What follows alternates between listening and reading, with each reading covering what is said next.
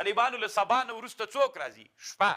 یقیني ده که نه عمر هم داسې پوهېده رضی الله عنه چې دا باب څوک ده. دی خپله عمر صاحب دا دروازه د فتنو وه. دی چې شهید سو طالبانو د دروازه د چا را خلاصه سوله. ځکه یې پوښتنه ترېنه وکړه دا دروازه به را خلاصېږي که ماتېږي به؟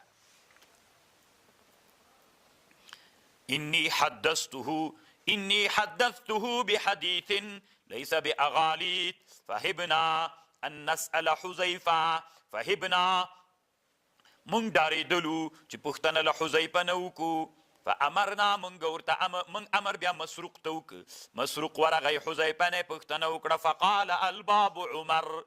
موږ نه پوهېدو حذیفه نه مو دا پوښتنه نه سوه کولی رضی الله عنه نه چې پوښتنه وکړي چې دا دروازه څوک که نه دا مو نه سو ورته ویللی چې دا دروازه څوک ده. تر ډارېدلو بیا مو ورته ویلې دا دروازه څوک ده؟ وایي دا دروازه عمر صاحب ته طالبانو دا هیبت ولیو. علامه زکریا صاحب وایي د سلفو زمانه کې شاګردانو به د استادانو دومره احترام کو چې بادشاهانو به عین د علماو سره حسد کو چې ولې دا خلک دومره ډېر حسد د علماو کوي دي موږ نه کوي. دی بیا وایي کومې قیسې ته اشاره کړې طالبانو او دی وایي هغه زمانه کې یو عادت دا و چې استادانو به یو نجیب شاګرد درلوده، یو ښه شاګرد به یې درلوده، مقرب به و ده ته له نورو شاګردانو نه. نو بیا به کله چې یوه خبره راغله نو بیا به استاز نه شاګردانو هغه پوښتنه نه سو کولی. یو شاګرد ته به ویلې چې ته پوښتنه ترېنه وکړه. نو دا حذیفه چې دا مسروق چې و دا د حذیفه له خاصو شاګردانو نه نو نورو پوښتنه نه سو کولی، ده ترېنه وکړله. درځه.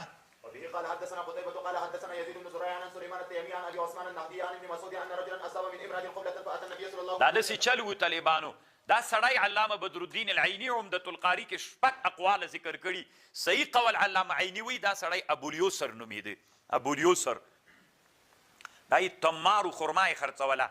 دی په دوکان یې درلود باندې هم خرمایي کېده. نو ښځه ورته راغلله نو چې ویې کتله ده ورته ویلې دننه په دوکان کې ډېره خوندوره ده. ای چې هلته کړله طالبانو مچو یې ترې واخیستله. بیا طالبانو رسول صلی الله علیه و هغه ته راغی ابوبکر صدیق ته. هغه ورته ویل الله پرده در باندې راوستلې دې خبره پټه که الله ته توبه وباس. طاقت یې نه کېده. بیا عمر صاحب ته ورغی هغه هم همداسې ورته ویلې. اخر رسول علیه السلام ته راغی. چې رسول علیه السلام ته راغی نبي علیه السلام ورته ویلې موږ سره پاتې سه لمونځ به وکړې. الله چې مونځ خلاص سو الله نبي علیه السلام ورته ویلې اقم الصلاة طرفي النهار وزلفا من الليل ان الحسنات يذهبن السيئات. قبله صغیره ده که نه؟ ان الحسنات يذهبن السيئات. درځه. فقال الرجل يا رسول الله هذا قال لجميع امتي كلهم. باب فضل الصلاة لوقتها. یعنی طالبانو د دې باب مقصد داسې ده. علامه زکریا رحمه الله وایي طالبانو ورونو باب الصلاة لوقتها. نه پوهېږم طالبانو څنګه تعبیر تېر وکم. علامه محمد زکریا خان دهلوي ده د طالبانو ریحانة الهند وایي که نه. لکه دی موږ وطنو کې عادت ته بعضې خلک په ځانونو باندې دومره غټ غټ نومونه ږدي که تاسې ورته فکر وي که نه سی به درته وایم نه.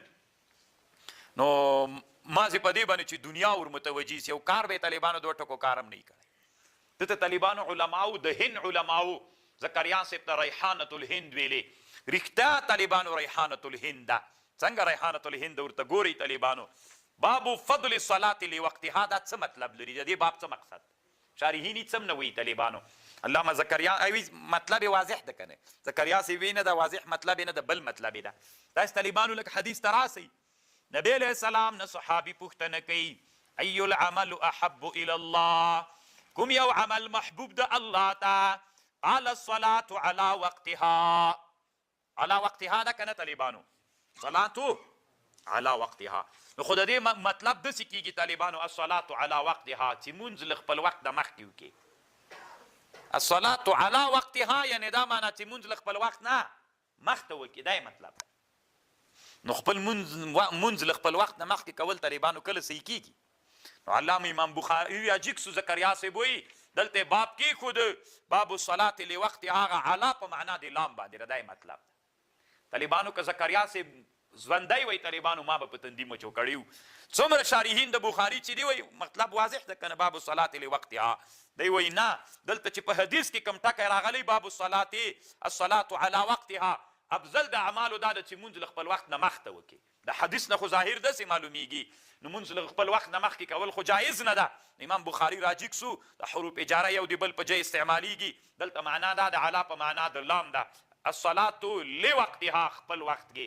نو طالبانو د امام بخاري اصل کې مقصد له دې باب نه ده. کذا قاله ریحانة الهند. درځه